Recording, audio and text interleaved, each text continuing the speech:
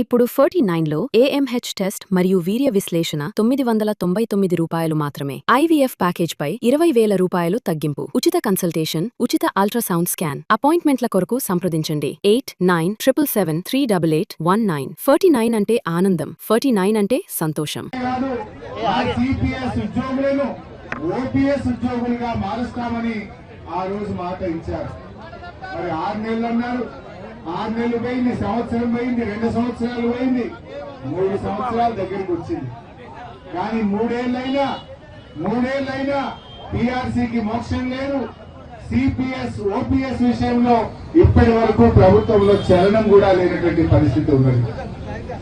ఆ రోజు employees health scheme మీ అందరి కోరిక మేరకు ఆ రోజు ఈహెచ్ఎస్ స్కీమ్ ను వైద్య ఆరోగ్య శాఖ మంత్రిగా 1% కాంట్రిబ్యూషన్ తో ఆ రోజు ప్రభుత్వం తీసుకొచ్చింది.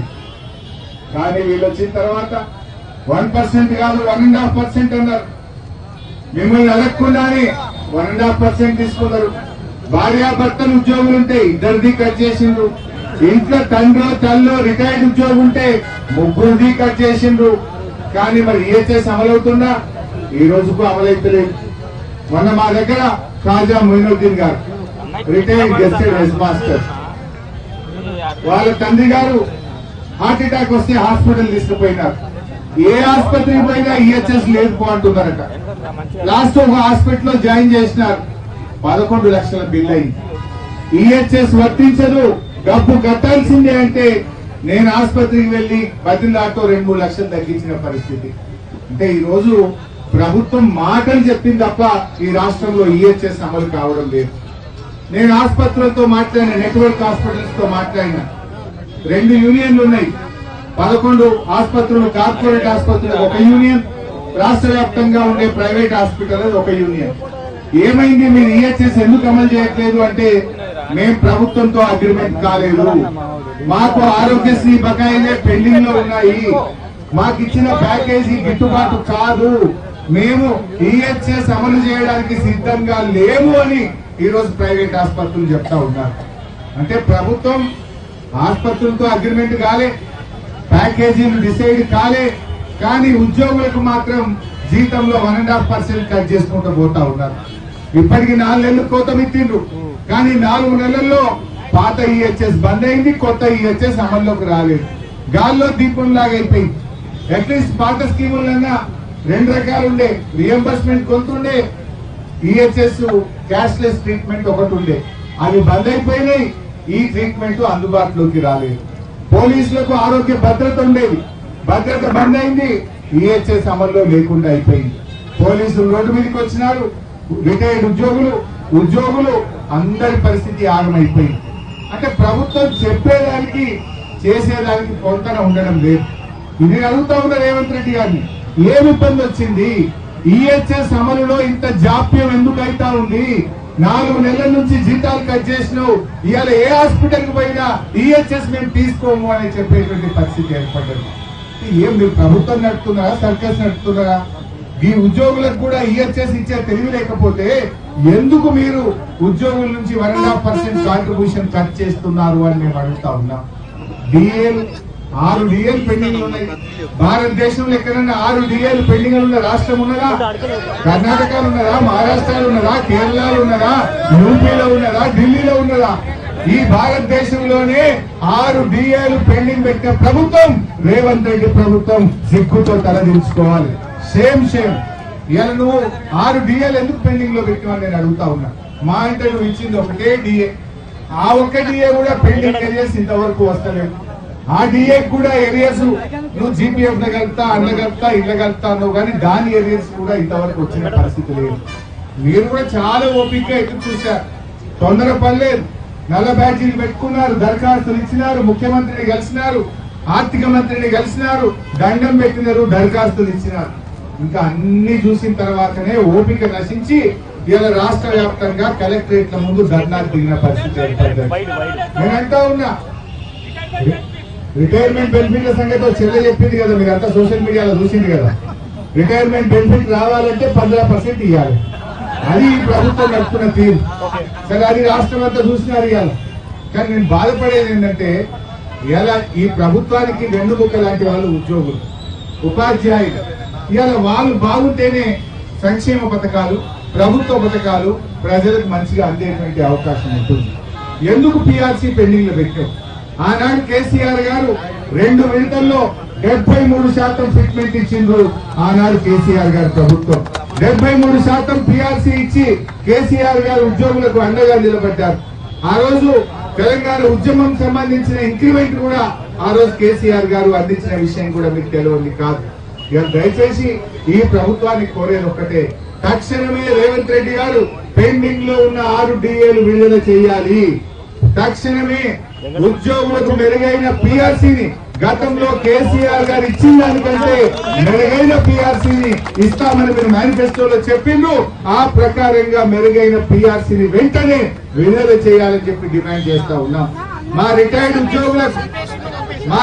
ఉద్యోగులకు పిఆర్సీని కూడా వెంటనే ఇవ్వాలి. రిటైర్డ్ ఉద్యోగుల రిటైర్మెంట్ బెనిఫిట్స్, వాళ్ళ పెండింగ్ బకాయిలు, వాటిని కూడా తక్షణమే విడుదల చేయాలి. అది కూడా దయచేసి రిటైర్డ్ ఉద్యోగులైనా ఉద్యోగుల బకాయిలైనా రెండు కూడా మీరు ఒక క్రమ పద్ధతిలో విడుదల చేయండి. ఆనాడు బీఆర్ఎస్ ప్రభుత్వం ఉన్నప్పుడు first come first basis, seniority basis లో రిలీజ్ అయ్యేది. ఎవరైనా జీపీఎఫ్ పెట్టుకుంటే ఇగో చూడుబాయి పోయిన 6 నెలల కింది దాకా వచ్చినాయి, నెక్స్ట్ నాదే ఉంది లైన్ లో అని ఒక అర్థమవుతుండే. కానీ ఇప్పుడు సీనియారిటీ లేదు. ఎప్పుడు ఎవరికి వస్తుందో కమిషన్లు ఇచ్చినోనికో పర్సెంటేజ్ ఇచ్చినోనికి పైసలు రిటైర్మెంట్ బెనిఫిట్ లో జీపీఎఫ్ లోన్లు వస్తున్నాయి తప్ప ఒక సీనియారిటీలో సీనియర్ ఆర్డర్ లో ఈ రోజు బకాయిలు విడుదలయ్యేటువంటి పరిస్థితి లేదు. సెక్రటరేట్ పోలీసులను పెట్టుకున్నారు. ఆ రోజు నేను ఆర్థిక మంత్రిగా పనిచేసినాం. ఉపాధ్యాయ సంఘాలు, ఉద్యోగ సంఘాలు ఎప్పుడంటే అప్పుడు నేరుగా వచ్చి కలిసే అవకాశం ఉండేది. ఇలా బట్టిగారిని గెలవాలంటే సెల్ ఫోన్లు బయట పెట్టాలన్నట. మొత్తం జేబులంతా ప్యాంటు షర్టు అంతా పోలీసులు మనం ఫ్రిస్కింగ్ చేసినాక లోపల దోలుతారట. అది అపాయింట్మెంట్ ఉంటేనే లోపల దోలుతారట. ఇది ప్రజాప్రభుత్వం, ఇది ప్రజాపాలన. ఉద్యోగులకు కూడా సెల్ ఫోన్లు బయట పెట్టాలి, పోలీసులు ఫ్రిస్కింగ్ చేయాలి, అపాయింట్మెంట్ ఉంటేనే సెకండ్ ఫ్లోర్ లకు పోవాలన్నట. సెకండ్ ఫ్లోర్ లకు ఎంట్రీ లేదు.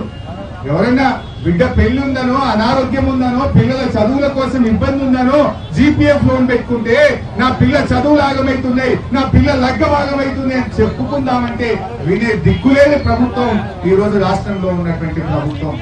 ఇది చాలా దుర్మార్గంగా వ్యవహరిస్తున్నటువంటి ప్రభుత్వం ఇవాళ కాంగ్రెస్ ప్రభుత్వం. అందుకే ఇవాళ ఒకటే రేవంత్ రెడ్డి గుర్తు పెట్టుకోవాలి, అందరినీ రోడ్ల మీద తెచ్చినావు కదా. ఇలా పాలిటెక్నిక్ విద్యార్థులు రోడ్ల మీదకి వచ్చినారు. ఫీజు రియంబర్స్మెంట్ కోసం ఎస్సీ ఎస్టీ బీసీ పిల్లలు, కాలేజీ పిల్లలందరూ రోడ్ల మీదకి వచ్చినారు. నిరుద్యోగులు ఖాళీలు నింపుతాం, మొదటి ఏడాదిలో 2 లక్షల ఉద్యోగాలు ఇస్తామంటే ఏమైంది జాబ్ క్యాలెండర్ అని నిరుద్యోగులు రోడ్ల మీదకి వచ్చినారు, ఉద్యోగులు రోడ్ల మీదకి వచ్చినారు, రైతులు రోడ్ల మీదకి వచ్చినారు. యూరియా దొరకలేదు, కరెంటు వస్తలేదు, సాగునీరు అందుతలేదు. రైతులు రోడ్ల మీద, ఉద్యోగులు రోడ్ల మీద, నిరుద్యోగులు రోడ్ల మీద, విద్యార్థులు రోడ్ల మీద.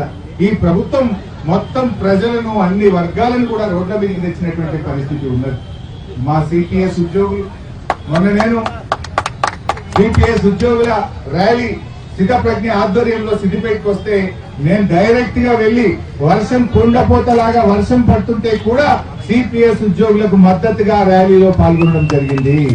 ఇవాళ మేము ఒకటే కోరుతున్నాం, నువ్వు ఏం చెప్పినావు సిపిఎస్ ఉద్యోగులకు? మా ఉద్యోగులకు తెలుసో తెలియదో నాకు తెలియదు. సిపిఎస్ ఉద్యోగులకు నేను అసెంబ్లీలో మీ గురించి ఒక రోజు మాట్లాడినా. కాంట్రిబ్యూషన్ పెన్షన్ కూడా కట్టలేదు ఈ ప్రభుత్వం.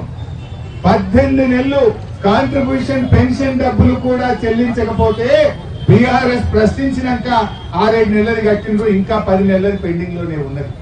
కనీసం ఓపీఎస్ కాదు, కాంట్రిబ్యూషన్ పెన్షన్ కూడా కట్టనటువంటి ప్రభుత్వం ఈ రోజు ఈ రాష్ట్రంలో ఉన్నటువంటి ప్రభుత్వం.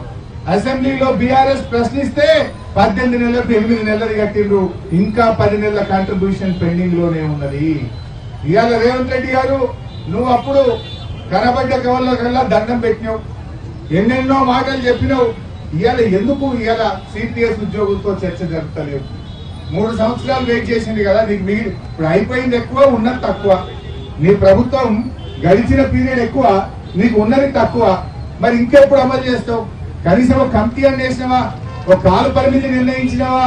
చేస్తానని భరోసా ఇచ్చినవా ఇలా చాలా దుర్మార్గంగా ఉన్నటువంటి పరిస్థితి ఉంది. ఇప్పుడు 49లో ఏఎంహెచ్ టెస్ట్ మరియు వీర్య విశ్లేషణ 999 రూపాయలు మాత్రమే. ఐవీఎఫ్ ప్యాకేజ్ పై 20,000 రూపాయలు తగ్గింపు. ఉచిత కన్సల్టేషన్, ఉచిత అల్ట్రాసౌండ్ స్కాన్. అపాయింట్మెంట్ల కొరకు సంప్రదించండి 8977738819. 49 అంటే ఆనందం, 49 అంటే సంతోషం.